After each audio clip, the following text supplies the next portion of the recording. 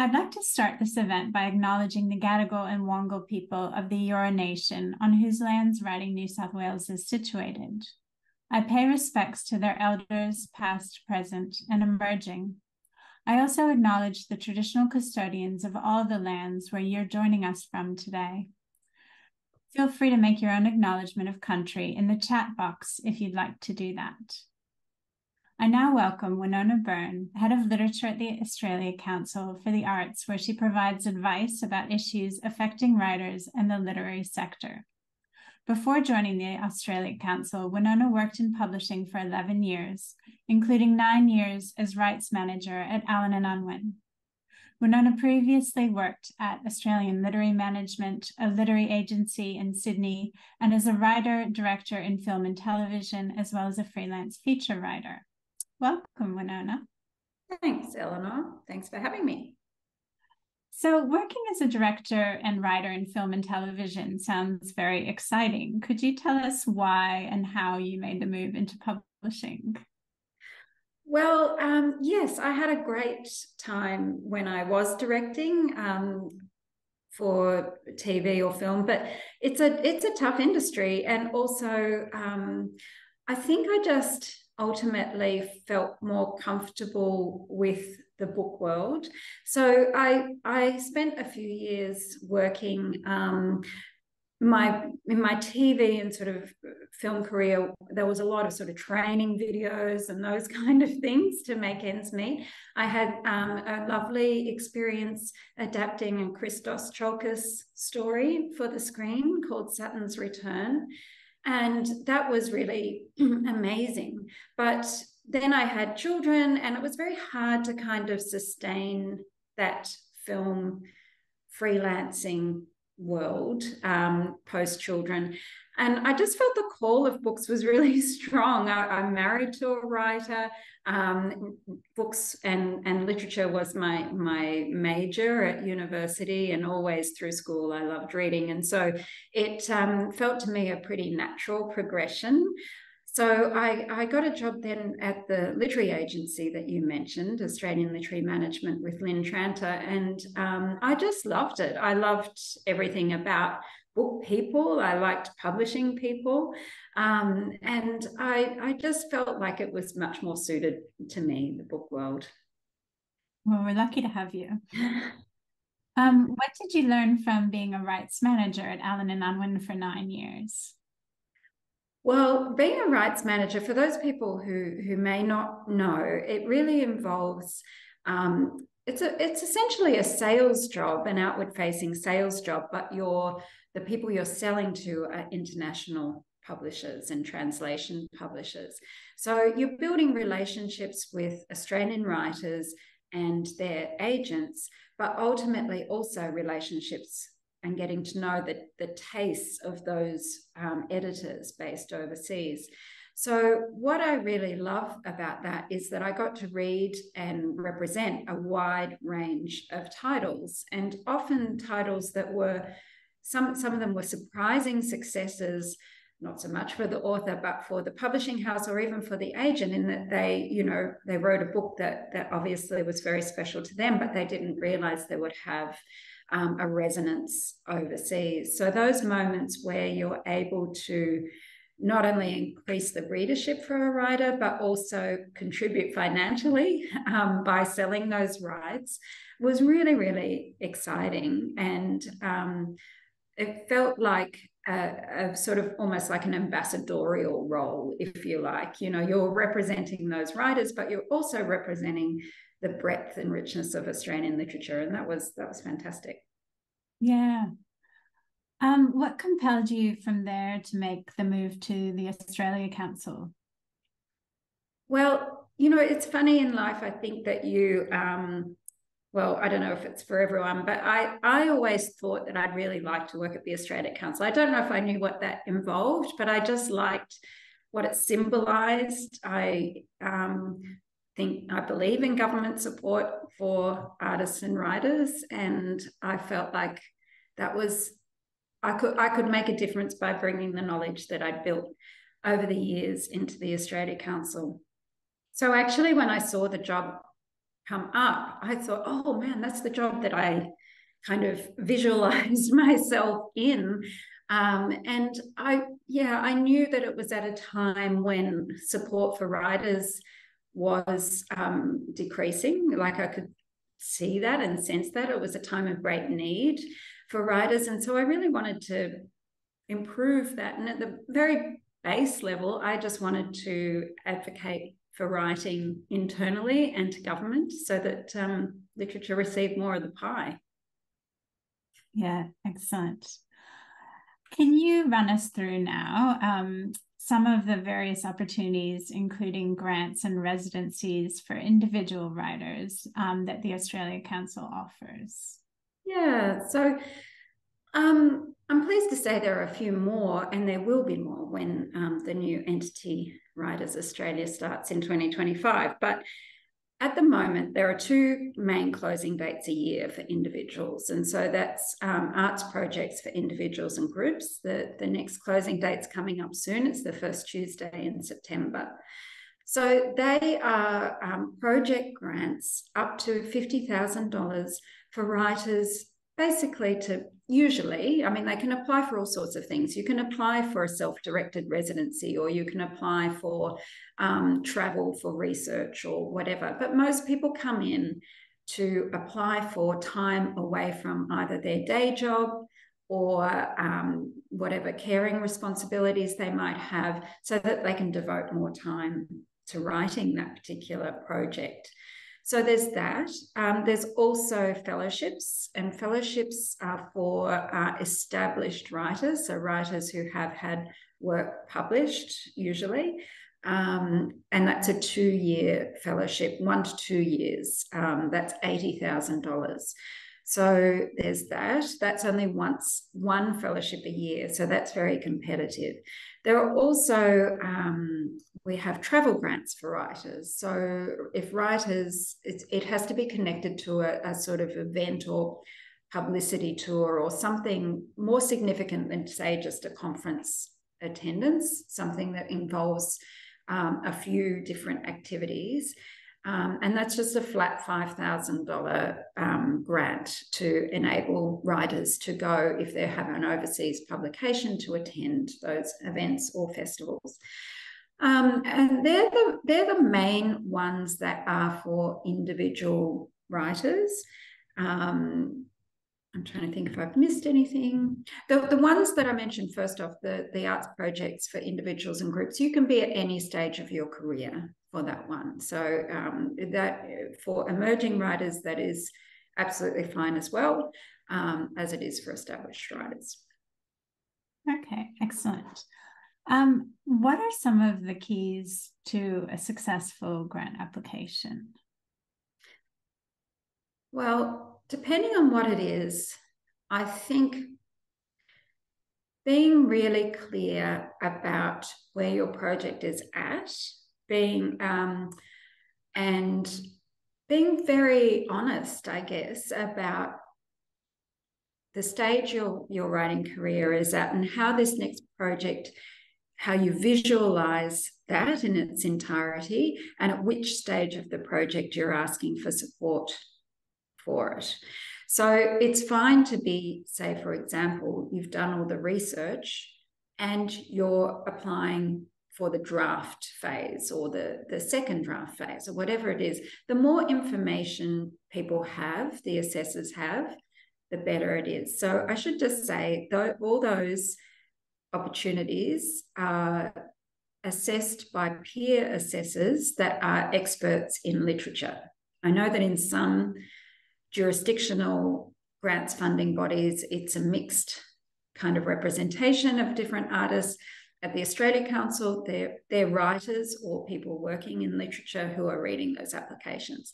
So they want to be excited by the work. You know, they want to feel your enthusiasm for it and hear your voice through the application. So I'd say one of the don'ts is to try and sort of use publicity speak, if you like, in an application, and to use your authentic voice a lot of people have asked about, you know, should I get someone to write my grant, somebody who's experienced in grant writing? I would say, as a general rule, unless you, of course, some people might have special needs for which that is appropriate, but the assessors really want to hear from you. And so I think that does, sometimes it does people a disservice to put another person in there. I would say that what people are looking for, though, as well as the authentic voice, is in a sort of an awareness of where your writing sits within the Australian or international, if that's where you are, in that sort of genre. So, you know, just an awareness of what you're trying to do and how it would sit among the other books that are around. You know, they kind of like to know that you have thought about that, and that, you know, you've got your points of difference, which you may want to argue, but that it's part of an ecosystem, or it's a part of a sort of rich Australian literature tradition. And what about supporting material? What do you sort of recommend in that? Well, it's interesting. Supporting material can be from works that is not necessarily the work you're applying for. So if you're at a very early stage and you don't have anything from that work that you feel comfortable sharing, you can include work that's previously published. But I would say the big but there is that if you are shifting genre or style, assessors want to see that you have some awareness of or some skill in that genre or style. So even if it's in a very draft form, if you're switching genres, I think it's always worth putting in a little bit from the work that you're applying for. And I would say generally, as a rule, that is a recommendation I would make. Being writers, mostly, the peer assessors understand the draft. They understand that it's not polished up, or, you know, maybe it's only an opening chapter or whatever, but at least that gives them the confidence to go, but they know where they're going, you know, they've started and they've got a plan. So yeah, I think that support material is really good. I think the other supporting material, which is often letters of support, that is an area where you can get, yes, you could get an agent to write a letter of support, but what's probably even more, what's possibly even stronger is to get a letter of support from one of your peers that knows your work, or a letter of support, from someone else in the sector. It's tricky, though. We understand how difficult it is to ask people to write letters of support, particularly people whom you may have asked before for an application that was unsuccessful, and now you need them to be updated. But it is important that you keep that line of communication open with those people. And most people understand that, you know, oh, yes, you want me to, you know, write about this next phase of the novel or whatever. And I don't think you need to go crazy with the amount. That's one thing I would say. You know, 1 or 2 strong letters of support is sufficient.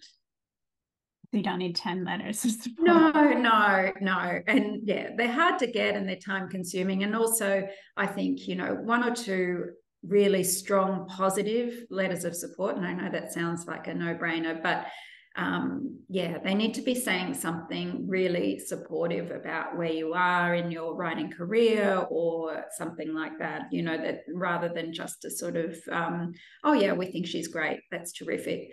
It has to be quite, I guess, demonstrating knowledge and understanding of your writing. And so what are some of the common mistakes, Wenona, that people make on their grant applications? What should a writer never do on a grant application? Including a book blurb is not a good, that doesn't make a good application, you know.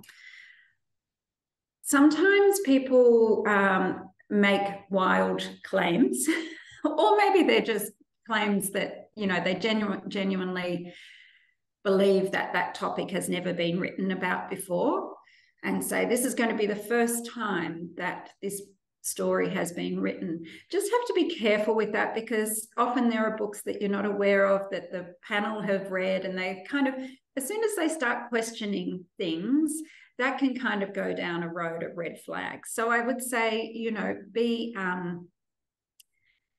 sure about what you claim in the application.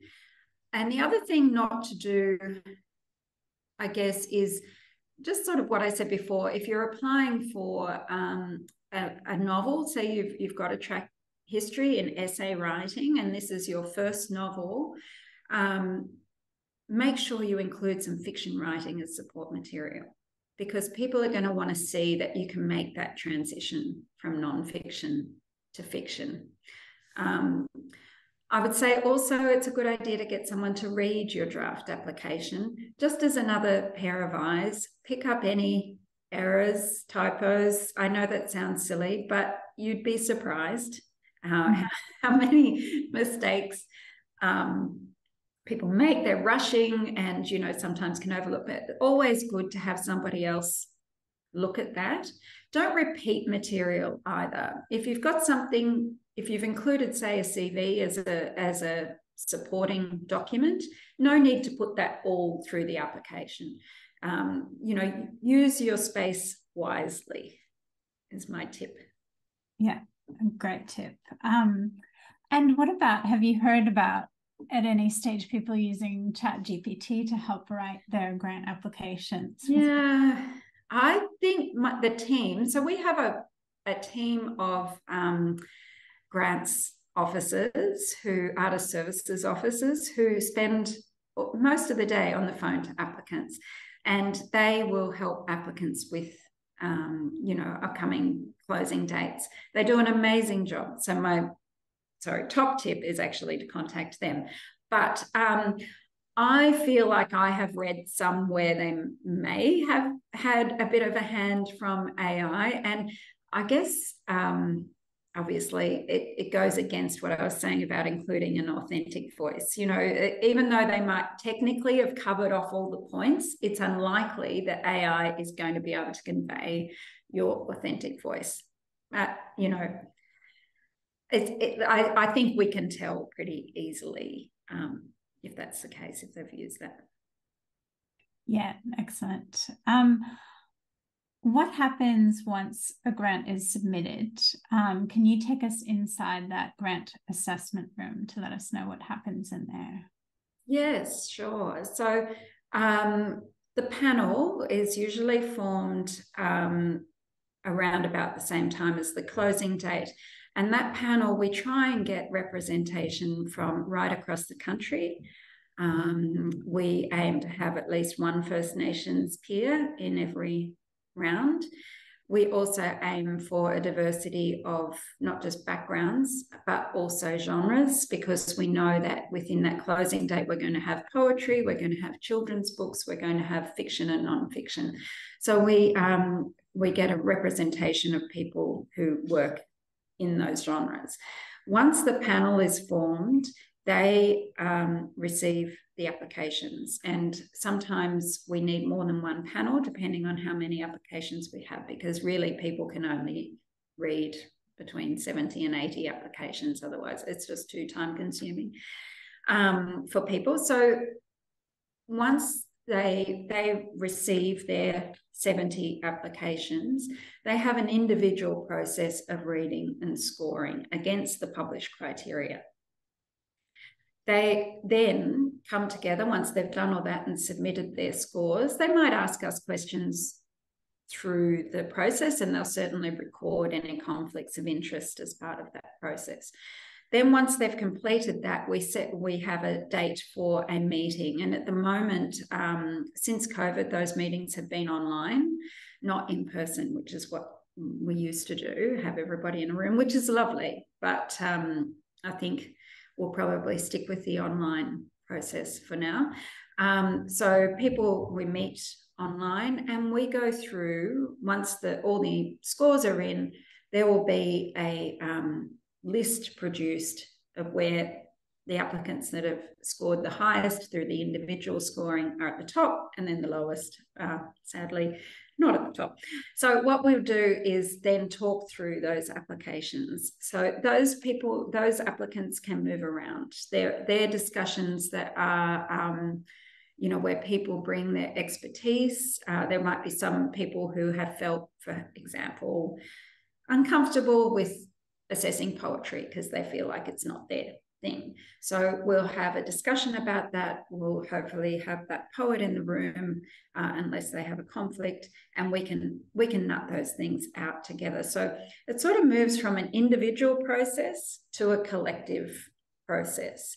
And as a group, we make decisions about which are the most competitive applications. And I would say that there's always more competitive applications than we can fund. So we might not know exactly where the cutoff line is in the meeting, but we will know roughly as a percentage what we're going to be able to fund. And, that's something that for the last few years has been very, very frustrating, but it's the reality. We can't fund everything we want to fund, and there'll be hopefully more money to do more of that down the track. And then, that's really, I guess, the process. Then we apply the budget that we have and across the different panels, and that's looked at as a group, all the different art forms. So there'll be a meeting for theatre, there'll be a meeting for music, and there'll be a meeting for dance. And once all the meetings are held, that's when the budget is applied. Does that make sense? Yeah, yes. What if a writer has their application rejected, is it wise for them to get feedback and reapply with the same project? Do you think? Yes. I would say that if an applicant's unsuccessful, the request for feedback, our feedback is quite general. So it's the feedback that's just sent out will be what everyone in the room agreed was the feedback. We don't do individual feedback. We do feedback generally that apply to all applicants. So what I would say where you can get the one-on-one advice is when you follow up with a phone call with one of our artist services officers and talk through it and say, I put this in, it wasn't successful. What can I do next time to make it more competitive? And I would highly recommend people do that. And I know I can understand, of course, it's very deflating to be unsuccessful. A lot of time's gone into it. I think it's important for people to remember it's not that the panel didn't like your work or they just might not have understood what you were trying to do. There just might have been information missing. Maybe the budget was just a bit general and they didn't kind of understand how you came to that amount. So there's usually a reason that's not about your writing or you. I mean, usually it's about something that hasn't been communicated very well in the application. Okay. And that sort of following up with a phone call, you recommend people use their sort of the number of the application they put in and things like that. Oh, we can look you up by name. It's not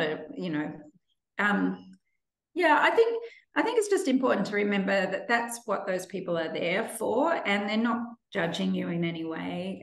They've usually got some kind of arts practice background themselves as well, so they understand what it's like from the other side. Excellent. In a speech that you gave, Wenona, to the Small Press Network in 2018, you said that writers tend to ask for smaller grants than those working in other art forms. Why do you think that is? Yes, well, generally I would say that across literature, like even in writers' organisations tend to ask for less. So some of it's just structural, like if you think about a theatre company or a dance company, it's obviously very expensive to put on a show that involves paying for venues and paying, for lighting and all of that.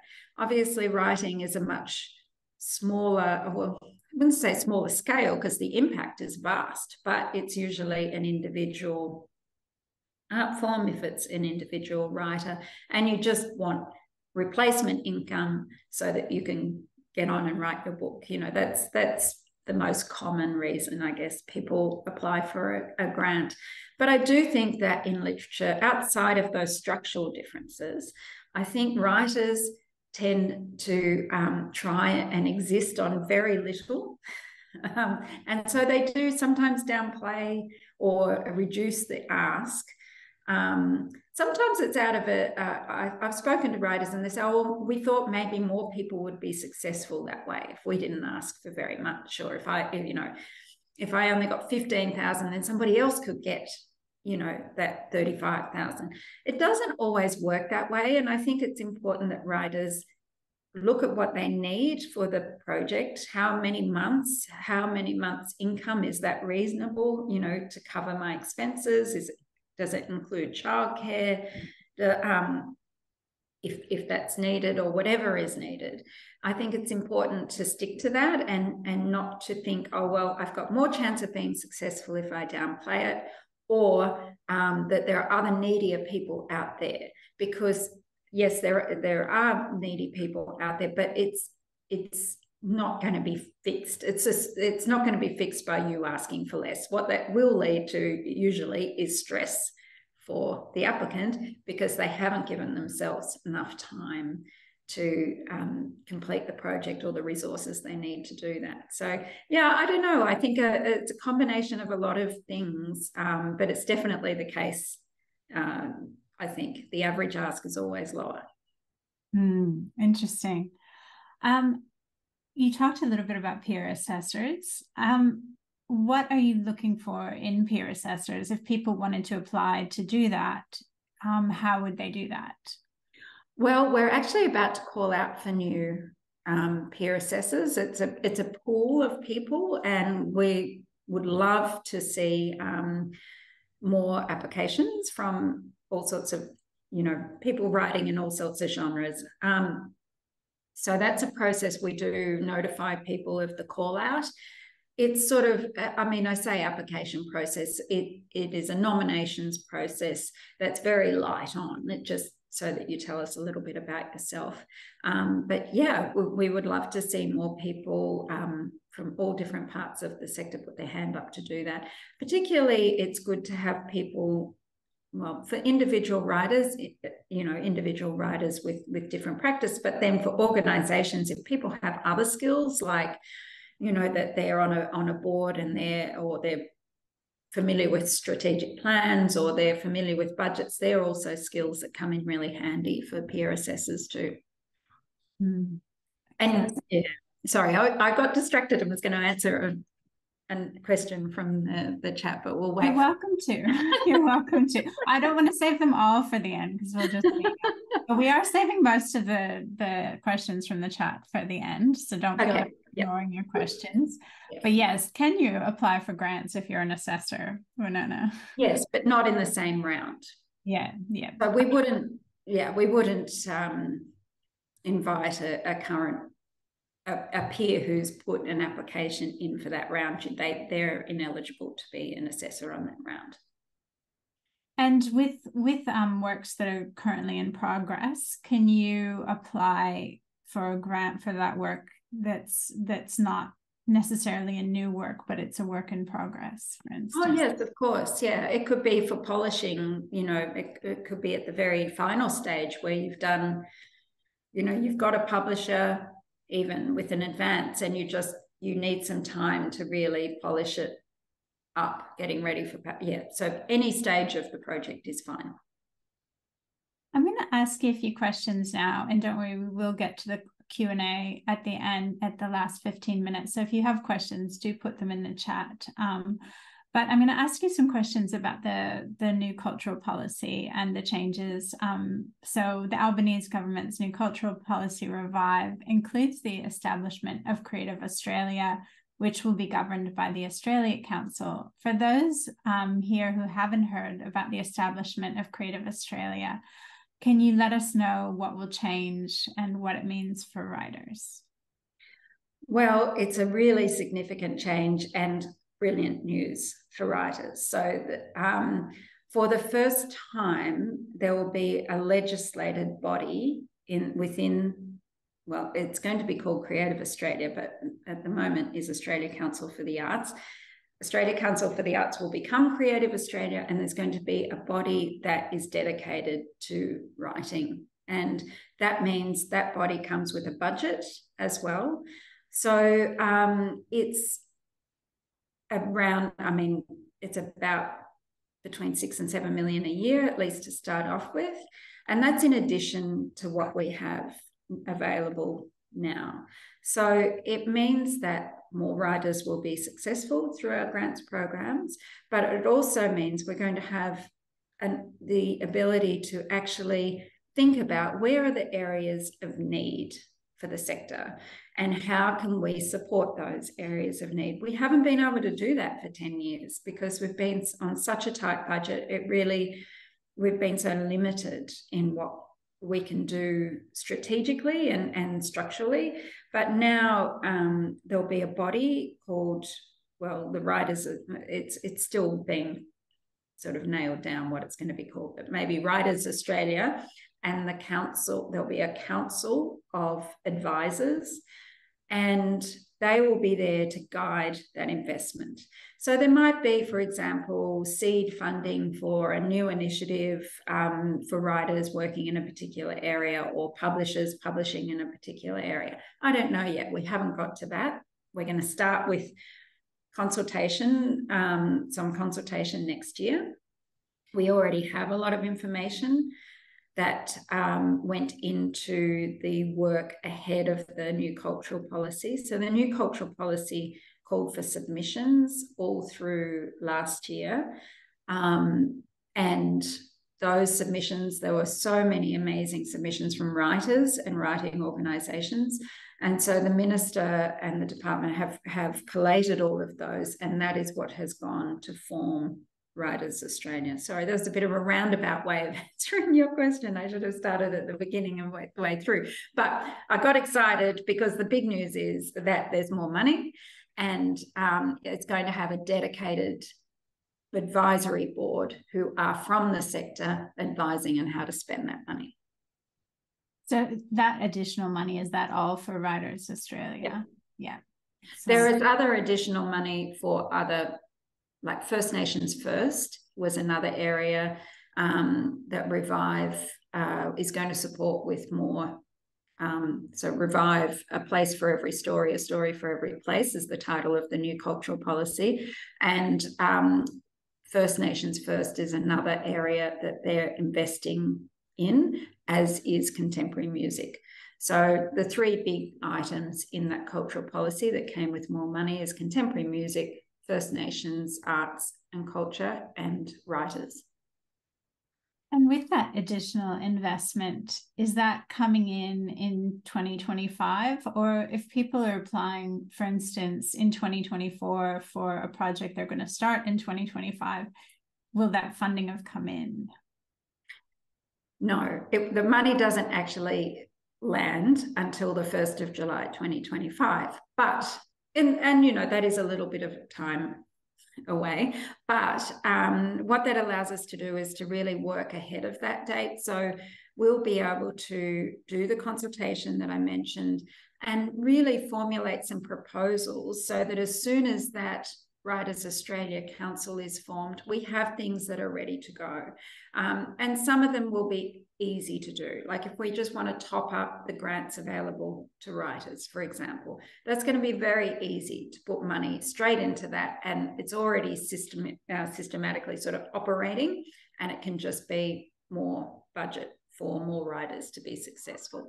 So no, we can't spend it before 1st of July, but we can plan to spend it because we certainly want to get the money to the sector as quickly as possible.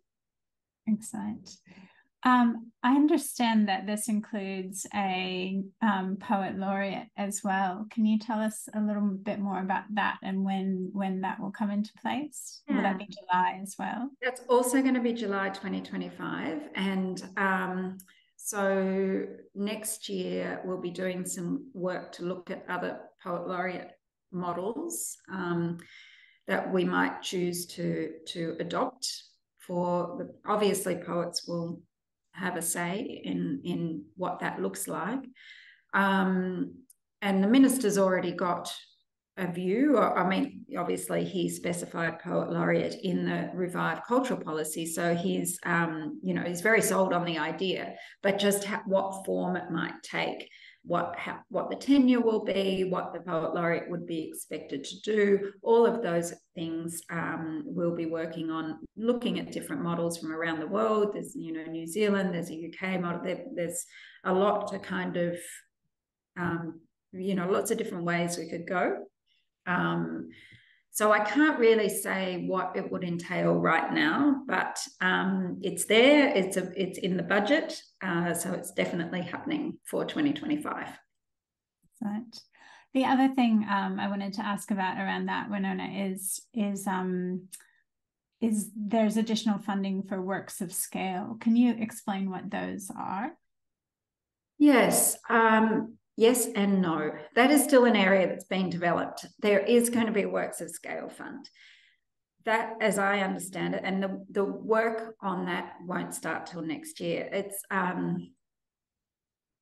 very exciting to have a new cultural policy, and with it came about 50 new things that we're doing. And one of them, one of them is the Prime Minister's Literary Awards, which we're working on this year. So we have to kind of stage some things because we don't have the resources to be able to do everything at once. The Works of Scale Fund, we're going to start working on that next year. How that might directly intersect with writers and writing might be around the area of adaptation, for example. There are a number of really successful theatre productions based on novels, or that we might be able to invest more in that area, for example. Or those kind of adaptations. There are dance adaptations of books as well. So it's going to be about enabling probably more of the performing arts side of it, but to be using writing and writers as part of that material that for them to build on is definitely part of the thinking. Excellent. You mentioned that there's often a perception a little bit earlier that when the arts are being funded, literature gets a little bit less than other art forms, or a smaller piece of the pie, and possibly why people ask for less and that sort of thing. Do you think that this is on the cusp of change with the new cultural policy, or do you think this is still the case that literature gets less than other art forms?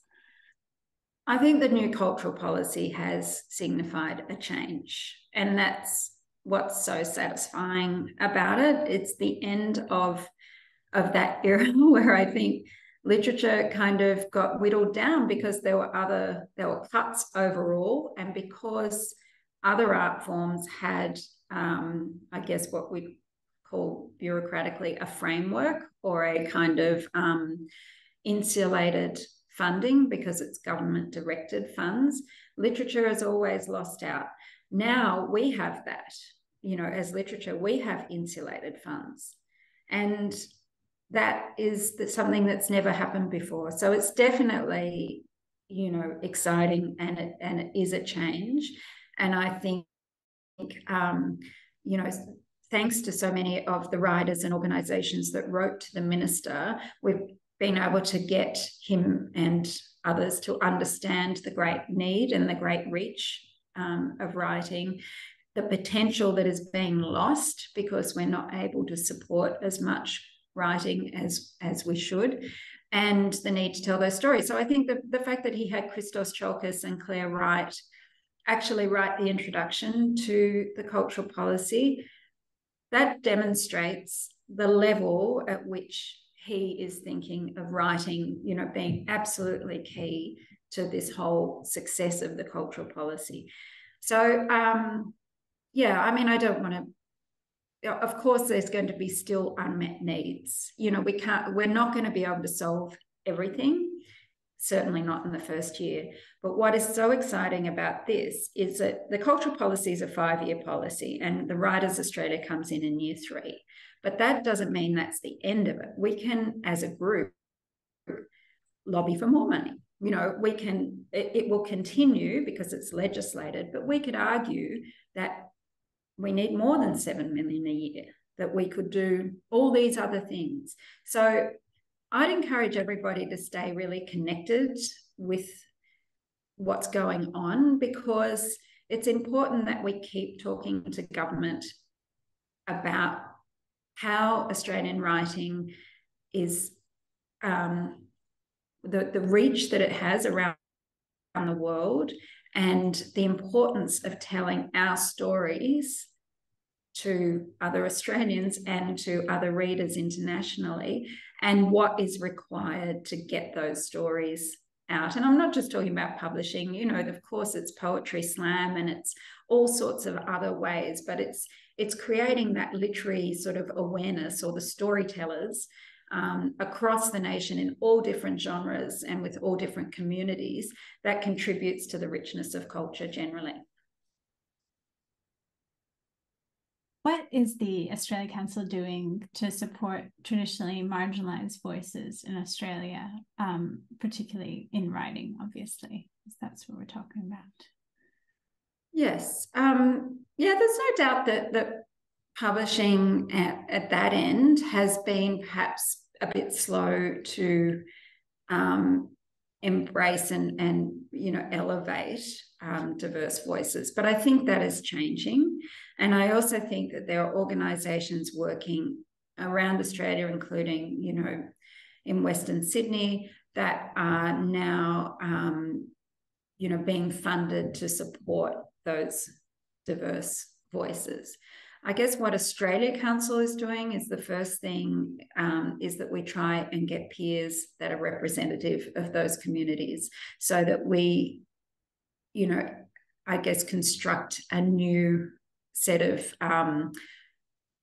that we make sure we're getting the advice that helps us be aware of all that work that's happening around the country. So there's that. We don't have any sort of specific you know, diverse writers support mechanisms, but I can say that from the peer process, we have a very high success rate for people from diverse backgrounds in the grants, because people are looking for those voices and are looking to support them. Right. And then my final question before I go to the Q&A and ask you those is, what are the best and worst parts of your job, Wenona? The worst part, definitely, I don't even have to think about it, it's a bit sad. The worst part is telling people they haven't been successful. And obviously I don't do that to every individual writer, but when I'm out and about and meeting people or organisations who've been unsuccessful, having to have those difficult conversations is really challenging, and no one likes to be the bearer of bad news. So that is really hard. Trying to, you know, make the dollars stretch is hard, but actually, I mean, I'm fortunate. I have an amazing job. I get to, you know, talk to writers and attend writing events all around the country, not all the time, but, you know, occasionally. And so I think I've got about the best job there is. I'm really, really fortunate. I have a team of, you know, there's incredible people at the Australia Council, people who are, you know, not just passionate about the arts, which they are, but also really great administrators. And I know that sounds boring, but it actually is fantastic to be part of a system where they've really thought, and they keep reviewing systems to make sure that, you know, are we being open access? Are we making sure everyone, you know, who has special needs or perhaps, you know, can't don't have the strength in English language, but may have the strength in another language? Are we ensuring that they can apply? You know, and there's all these kind of conversations happening all the time. And it's not perfect, but it definitely, there's a will to be as responsive and open as possible. So that's what's good about my job. Excellent. I'm going to move to the audience Q&A. So Tina has asked, how many grants are awarded to writers for an individual arts project? I.e., she's saying to fund the writing and research stage of a first draft of my historical novel. I'm a previously published nonfiction writer. How many did you say? Yeah, so how many are for an individual arts project? So I'm not sure whether the question is like, can you come back and apply for the same project? The answer is yes, as long as it's not the same stage. So that could be one way of interpreting that question. You can apply and be successful for a research stage, and then you can apply and be successful for a writing stage. If it's about how many are successful, then the answer is depends on the budget we have at the time, but it's anything between sort of 14 and 17% of applications. So yeah, that's numerically what it is. But hopefully there will be, yeah, as I say, the success rate will improve with more money. Okay. Cherry has asked, if you receive a grant to work on an unpublished manuscript, is there an expectation to successfully sell that novel? No, the publishing outcome is not a criterion. So, you know, some people include letters of support from their publisher that published other work. Then that letter of support might say, we're really excited to read this next novel. But that's actually, and that's fine to include that letter of support, but it's not necessary to have a publishing outcome. The application is about writing, not publishing. Yeah, excellent. There's a few questions from Gordon and Anne asked basically the same question, whether your advice is the same for fiction, nonfiction, poetry, for the applicants. Does your advice sort of cover all of those fields? Yes, I think so. I mean, I guess it depends what style of nonfiction. Obviously, if it's something based on research, you know, peers might want to see a bit more evidence of your abilities to conduct that research. Another thing about nonfiction might be that if it's about a particular community group or you know, part of society, that you have sought the necessary permission to be, you know, telling that story on behalf of that community group. So there are some different things depending on the nature of the application. Certainly our First Nations protocols, if you're working with any First Nations material, you have to agree that you have read and understood the First Nations protocols and that you will adhere to them if you are successful. So, you know, there are varying things, but yes, whether you're a poet or a fiction writer, the general principles are the same. Great. Sion asks, does including book reviews assist your application? So I'm guessing she might mean reviews of your previous books. Yeah, yes, that can. I would say one of the other don'ts is don't assume that people know necessarily your work. So it's always good to include some reviews or other material that explains what you have had published previously or what the response to that work has been. You can always gather together a few reviews and just put them on one sheet, you know, as a supporting document rather than taking up the space within the application. But, you know, if there's something really stand out, if you have an amazing writer who says that, you know, you're the next star of Australian literature, you might want to put that front and centre in your application. Right.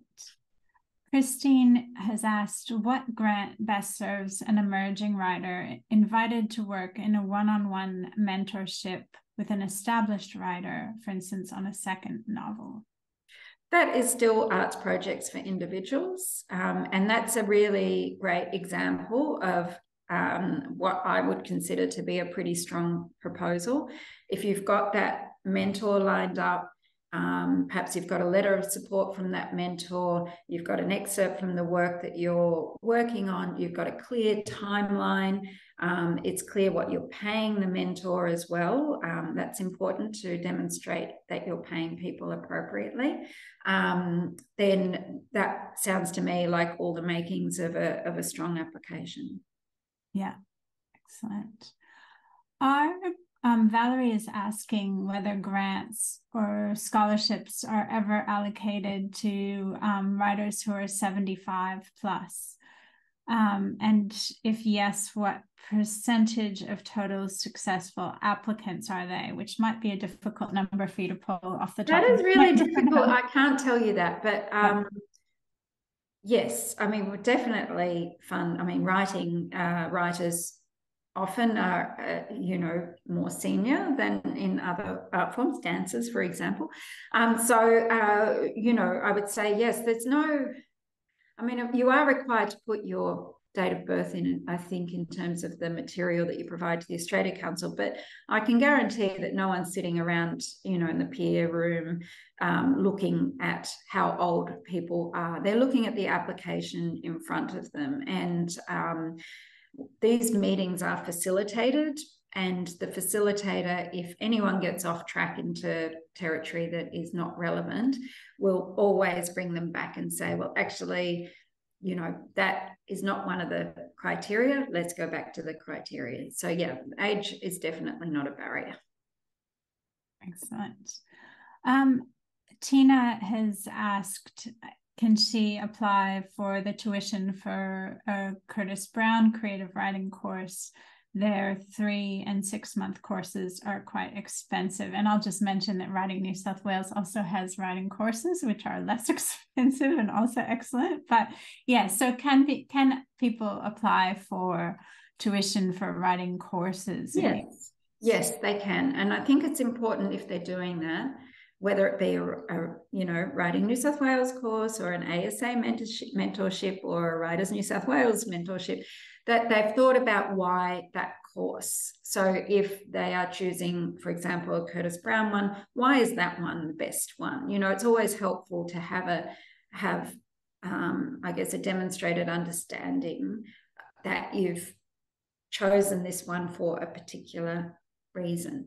Some courses, and none of those ones are mentioned, but some courses can try and take advantage of authors and charge, perhaps fees that we would consider are unreasonable. I think it's important to be aware of that, and we're wanting to make sure that writers not getting ripped off, and that it's value for money for the writer, but also as a funding body. Yeah, excellent.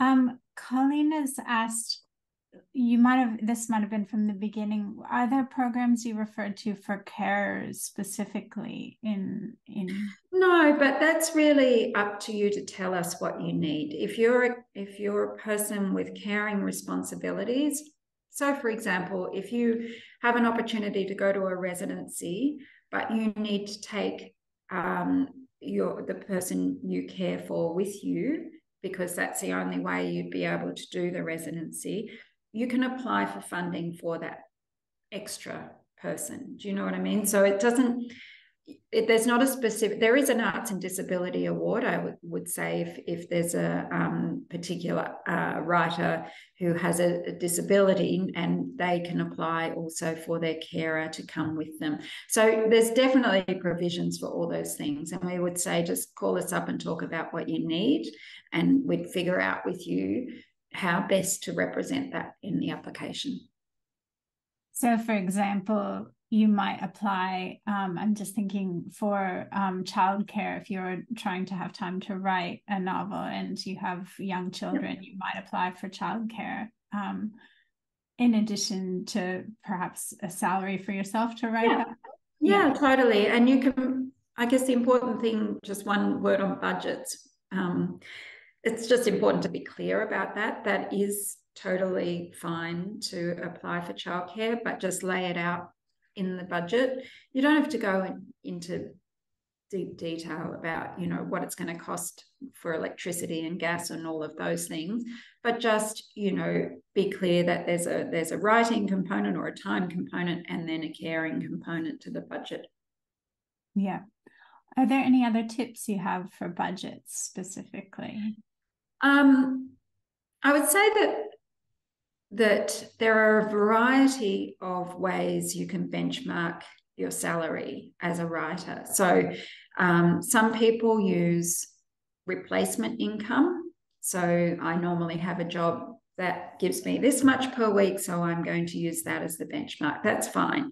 If you want to use ASA rates as a benchmark, that's fine too. Just make sure, though, that you're using the most appropriate ASA rates, because there are some freelance daily workshop rates that, you know, if you're looking for something over a 6-month period, can kind of get a bit out of whack, if you like. So I'm not saying they're wrong. I just mean if you're applying them to a longer writing project, that can be not quite suitable. So I guess just think about what is reasonable and demonstrate in the application how you've come to that figure. Like, I have used the ASA rates, and this is how I came to it. Or my wage is normally this, and so this is how I came to that figure. So just to be really transparent about it, I guess. Okay. Excellent. I think that's all the questions that we have from the chat, and then also all we have time for today. So thank you so much to our audience for joining us. Yes, thank you. Yeah, and a very big thank you to you, Wenona Byrne, for chatting with us today. We won't be having a first Friday in September, but stay tuned for more information about our October event. Our newsletter is the best way to stay up to date on our events and courses at Writing New South Wales. Thanks again for joining us, and we hope to see you at another Writing New South Wales event soon.